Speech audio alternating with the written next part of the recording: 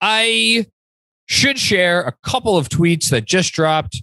First and foremost, give credit to Marc Stein, who writes a great newsletter on Substack, who wrote that there is growing resignation in Dallas. Sources say that the Knicks are indeed Brunson's top choice and his inevitable destination. And then literally 1 minute, as I'm recording this dropped 1 minute ago.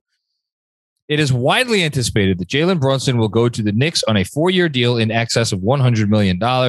It remains to be seen how New York will clear the rest of the necessary cap space and whether the Cavs can work a sign and trade to recoup assets. Andrew is shaking his head. I'm not even like, yay, we got Jalen Brunson. Just, I know if you're not religious out there, whatever, but look at God. We just decided to throw up a podcast last minute, or at least ASAP, I should say. And as we're recording an intro, this tweet goes out. Look at that timing. It's perfect. So wait a minute. I mean, widely anticipated that Jalen Brunson will go to the Knicks on a 4-year deal in excess of what? So this was not intended to be he getting on here and reacting to breaking news. This was Andrew texting me, hey, I want to post the pod now. Can you jump on and record an intro? So I'll go a step further. Jeremy texted me. So we recorded with Fred earlier, and John went and was a dad for a while. I edited the pod and then jumped in the shower. When I got out, Jeremy had texted me and said, hey, great job. Like, great idea posting the thing on YouTube right away. And I was like, we should probably post the pod too. And then I texted John, and here we are recording this intro. And in the intro, it looks like we're getting a hint of confirmation. So widely anticipated that Jalen Brunson will go to the Knicks, and then immediately jumping to remains to be seen whether the Mavs can work a sign and trade to recoup assets. That sounds to me, there's two ways one of these tweets can go at this point before it becomes official. One is it's a tweet that is hedging enough that you're not sure if the thing at which it is reporting is actually definitely going to happen, or because we are still, as I opened with, 48 hours from the start of free agency, worded in such a way that it doesn't make it look obvious that chicanery has ensued. I think this is the latter. I think so too. And I think the important thing to tell anybody that's not familiar with the work of Marc Stein, the work of Tim MacMahon, aside from them being notable national ESPN columnists, or I guess former ESPN columnist Marc Stein, that's now from the New York Times, is that both of them are rooted in Dallas. So anything very they're reporting is coming from Dallas as a solid thing, you know? So yeah. And I wrote in newsletter, which dropped at 5 a.m. And credit to Ian Begley. He beat me to, I mean, it's fucking Ian Begley. Of course he beat me to this, but Ian Begley, after I went to sleep, posted a piece on SNY at about 10 to 1 in the morning, which said essentially the same thing that I had wrote before I went to bed, which is that people within the organization were projecting confidence that they were going to get Brunson. And I undersold that because I had to, because I wasn't sure. So, so what you're saying is we heard it here first from Jonathan Macri.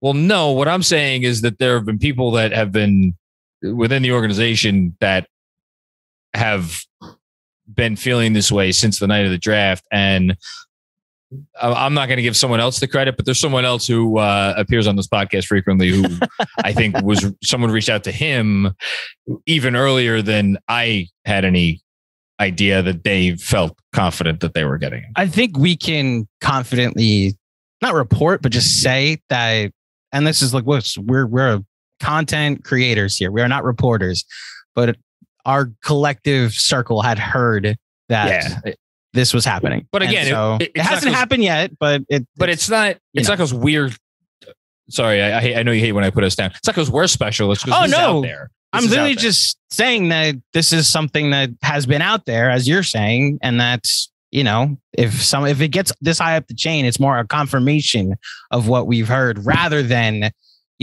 breaking news. This is a surprise. Yeah, it's weird. It's like I usually this would be the time where I would go into this is a massive deal and this and that.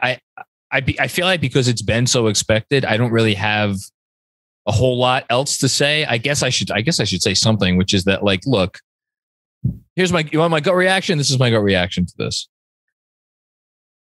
On one hand,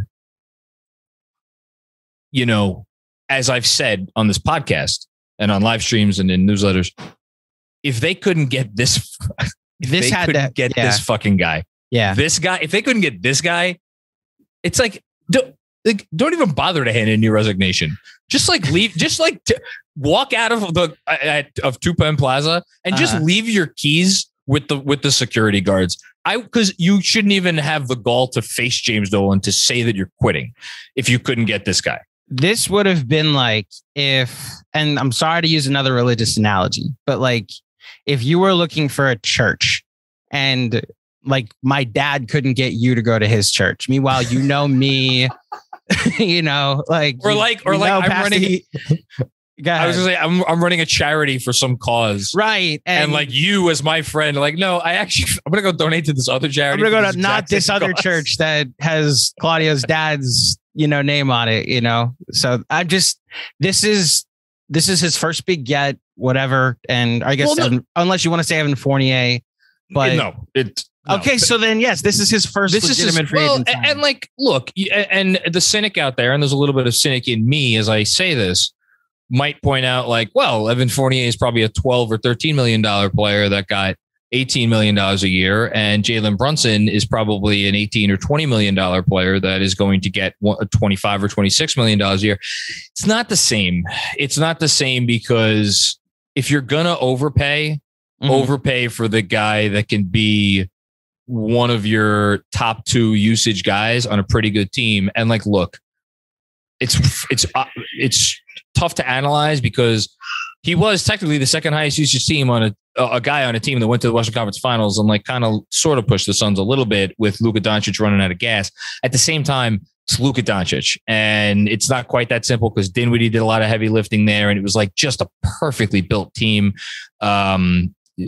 The what did I say? The Suns to push the Warriors, and he pushed the Warriors. They beat the Suns. They pushed the Warriors a little bit. But this is a big deal, and you know, this is going to be the most free agent money ever handed out to a Knick.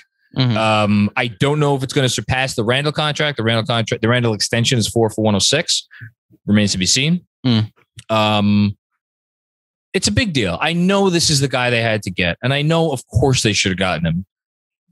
But this is a moment, regardless of if you think Jalen Brunson is just the worst thing in the world. Well, if you think he's the worst player in the world, then you're probably not happy right now. But like, if you root for the Knicks, I think you should be happy about the fact that, like, look, this is the guy they wanted. This is the guy they got. How often have we been able to say that? And like, even if you're an objective observer that's a little bit lower on Jalen Brunson than consensus, and you think in a perfect world he's probably getting paid like $60 million, something like that, which is about the lowest I would reasonably think anybody could think he should be getting paid. Let's say 16, 18. Like, you look at this and be like, okay, you know, good job by them. Now, what comes next? The additional moves they need to make, all that stuff remains to be seen. So three things. Yes. As far as Evan Fournier not being worth what his contract was, what did Duncan Robinson get? Duncan Robinson got 5 for 90. He got 18 a year. So he got what, $1 million more per year than Duncan Robinson, or Fournier got the Duncan Robinson contract. So it's the same amount of money. Same amount of money. Okay. Yeah. I guess my thought is like they do similar things. Duncan Robinson was better at it last year, but I 2 years ago, really. You could argue that Fournier was better than Duncan Robinson last year. Well, I mean, just look at who got benched in the playoffs. Like, obviously, who didn't make the playoffs, but like, I think Fournier, but even from an efficiency. Anyway, what's your point? My point being, I don't look at that contract as bad as people say. He's actually a very efficient shooter at what he does, which is a league that's moving further and further away from the rim and toward the 3-point line. He's a guy that you want on your team. Andrew, he made more 3-pointers than anybody in basketball from January 1st on, and he did it at a 40% clip, fairly high degree of difficulty, and he's getting paid 18 a year. I agree. I'm saying this. You're basically making my point that I don't think Fournier is as bad of a deal as some Knicks fans might posture.